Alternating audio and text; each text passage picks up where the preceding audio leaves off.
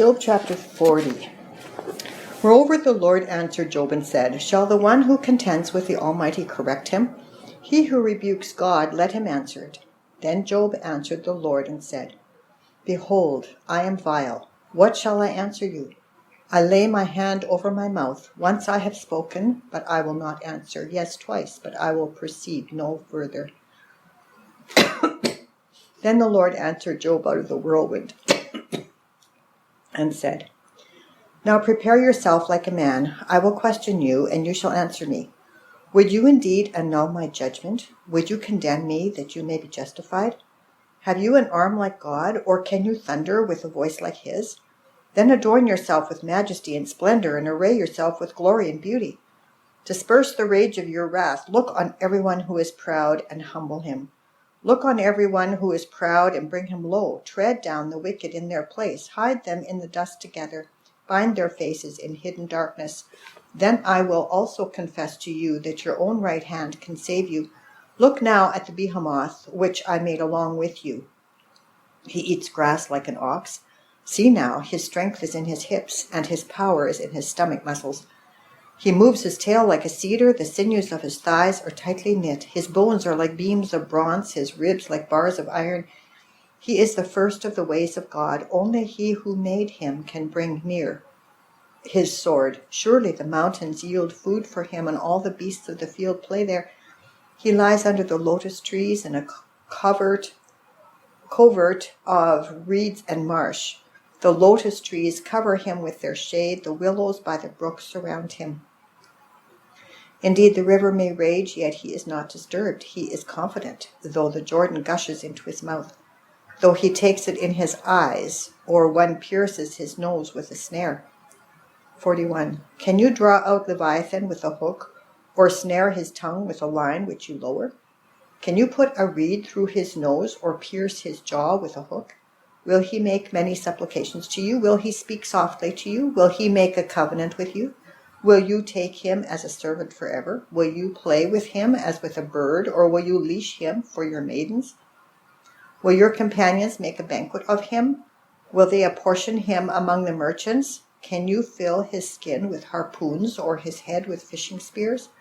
Lay your hand on him. Remember the battle. Never do it again. Indeed, any hope of overcoming him is false. Shall one not be overwhelmed at the sight of him? No one is so fierce that he would dare stir him up. Who then is able to stand against me? Who has preceded me that I should pay him? Everything under heaven is mine. I will not conceal his limbs, his mighty power, or his graceful proportions. Who can remove his outer coat? Who can approach him with a double bridle? Who can open the doors of his face with his terrible teeth all around? His rows of scales are his pride, shut up tightly as with a steel. One is so near another that no air can come between them. They are joined one to another. They stick together and cannot be parted. His sneezings flash forth light, and his eyes are like the eyelids of the morning. Out of his mouth go burning lights. Sparks of fire shoot out. Smoke goes out of his nostrils as from a boiling pot, and burning rushes. His breath kindles coals, and a flame goes out of his mouth. Strength dwells in his neck, and sorrow dances before him. The folds of his flesh are joined together. They are firm on him and cannot be moved. His heart is as hard as stone, even as hard as the lower millstone. When he raises himself up, the mighty are afraid. Because of his crashings, they are beside themselves. Though the sword reaches him, it cannot avail, nor does spear, dart, or javelin. He regards iron as straw, and bronze as rotten wood. The arrow cannot make him free. Sling stones become like stubble to him. Darts are regarded as straw. He laughs at the threat of javelins. His undersides are like sharp potsherds. He spreads pointed marks in the mire. He makes the deep boil like a pot. He makes the sea like a pot of ointment. He leaves a shining wake behind him. One would think the deep had white hair. On earth there is nothing like him which is made without fear. He beholds every high thing. He is king over all the children of pride. 42. Then Job answered the Lord and said, I know that you can do everything, and that no purpose of yours can be withheld from you. You asked, Who is this who hides counsel without knowledge? Therefore I have uttered what I did not understand, things too wonderful for me, which I did not know. Listen, please, and let me speak. You said, I will answer you, and you shall answer me. I have heard of you by the hearing of the ear, but now my eye sees you. Therefore I abhor myself and repent in dust and ashes.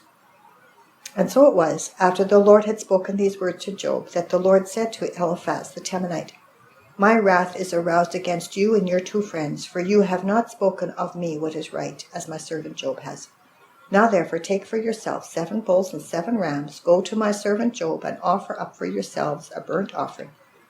And my servant Job shall pray for you, for I will accept him, lest I deal with you according to your folly, because you have not spoken of me what is right, as my servant Job has. So Eliphaz the Temanite, and Bildad, and the Shuhite, and Zophar the Naamathite went and did as the Lord commanded them. For the Lord had accepted Job. And the Lord restored Job's losses when he prayed for his friends. Indeed, the Lord gave Job twice as much as he had before. Then all his brothers, all his sisters, and all those who had been his acquaintances before came to him and ate food with him in his house. And they consoled him and comforted him for all the adversity that the Lord had brought upon him. Each one gave him a piece of silver and each a ring of gold. Now the Lord blessed the latter days of Job more than his beginning, for he had 14,000 sheep, 6,000 camels, 1,000 yoke of oxen, and 1,000 female donkeys. He also had 7 sons and 3 daughters. And he called the name of the first Jebamah, the name of the second Keziah, and the name of the third Keren-hapuk. In all the land were found no women so beautiful as the daughters of Job, and their father gave them an inheritance among their brothers. After this Job lived 140 years and saw his children and grandchildren for 4 generations. So Job died old and full of days.